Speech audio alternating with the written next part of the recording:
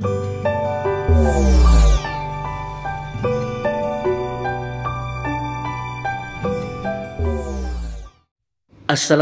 warahmatullahi wabarakatuh. VTuber yang baik hati dan budiman dimanapun anda berada, semoga kalian semua dalam keadaan sehat walafiat dan dimurahkan rezeki.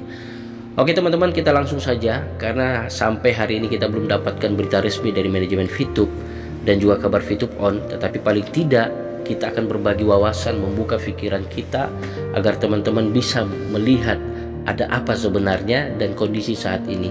Dan ini saya akan memberitahukan, semoga apa yang saya sampaikan ini bisa membuka pikiran kita semua, wawasan intelektual kita tentang bisnis ya. Oke teman-teman, ini semua ada hubungannya dengan VTube. Teman-teman bisa menilai, teman-teman bisa mengambil satu makna, satu kebaikan yang ada di dalam informasi yang kita buat atau yang kita sampaikan kepada teman-teman semua. Dan juga ini adalah kebaikan, buat kebaikan saya pribadi dan buat kebaikan teman-teman semua. Oke teman-teman, ini seputaran masalah bisnis. Jadi bisnis baik atau bisnis sukses, apa perbedaannya? Dalam berbisnis, profit menjadi motor utama yang akan menentukan apakah bisnis tersebut dapat terus berjalan. Namun bila diminta untuk memilih bisnis baik atau bisnis sukses, manakah yang akan Anda ambil? Tahan dulu jawaban Anda, karena mungkin saja Anda belum sepenuhnya memahami makna sesungguhnya dari bisnis baik dan bisnis sukses. Oke teman-teman VTuber yang baik hati,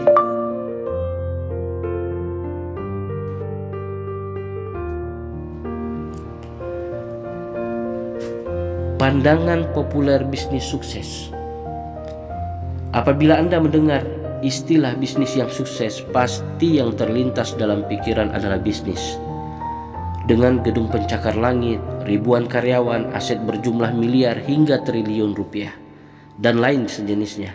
Anggapan ini memang tidak sepenuhnya salah, namun menjadi bukti bahwa bisnis yang sukses ini seringkali direduksi ke monetary value ketimbang melihat visi dan misi serta program perusahaan.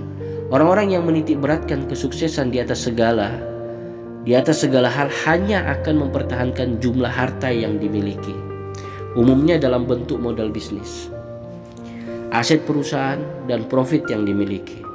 Oleh sebab itu, bisnis yang sukses juga dipahami sebagai bisnis yang hanya fokus pada hasil saja. Hal-hal ini akan menjadi masalah besar ketika bisnis yang sukses tidak peduli lagi dengan proses. Padahal jika ada kesalahan dalam proses, maka hasil yang diterima pun juga kurang. Jadi bisa disimpulkan bahwa bisnis yang sukses hanya memperhatikan kuantitas dan bukan kualitas. Kecenderungan bisnis sukses. Melihat pandangan populer mengenai bisnis sukses yang hanya fokus pada hasil, maka bisnis sukses tersebut menjadi kurang kritis terhadap proses. Ini pun akan menjadi jurang bagi bisnis tersebut karena cenderung tidak mau berinovasi, yang pada akhirnya akan tergerus oleh perkembangan bisnis. Selain itu, standar monetary value yang dipegang juga membuat bisnis lebih fokus terhadap having ketimbang being. Apa itu having? Bisnis sukses ingin memiliki kesuksesan, bukan menjadi sukses. Apa yang dimiliki suatu saat akan hilang. Kesuksesan yang dimiliki ini tidak berjangka panjang dan hanya meliputi aset-aset yang bisa dihitung nilainya, seperti mobil, rumah, gedung, dan uang. Terlebih lagi, bisnis sukses cenderung mengabaikan etika bisnis dan hukum karena hanya ingin mendapatkan profit semata. Artinya, bisnis sukses akan menghalalkan segala cara, baik itu legal maupun ilegal, untuk mencapai tujuannya. Itulah teman-teman bisnis sukses. Lalu kita lihat apa prinsip dasar dari bisnis baik. Secara singkat, Adam Smith mengartikan bisnis baik sebagai bisnis yang tidak memberikan dampak buruk sama sekali bagi siapapun. Bisnis baik ini memiliki norma-norma dasar yang merupakan kebaikan dan bisnis sukses dari bisnis sukses.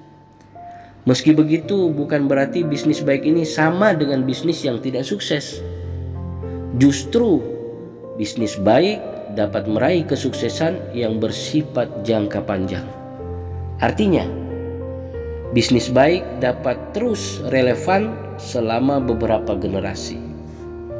Ini mungkin terjadi karena bisnis baik lebih mementingkan proses ketimbang hasil.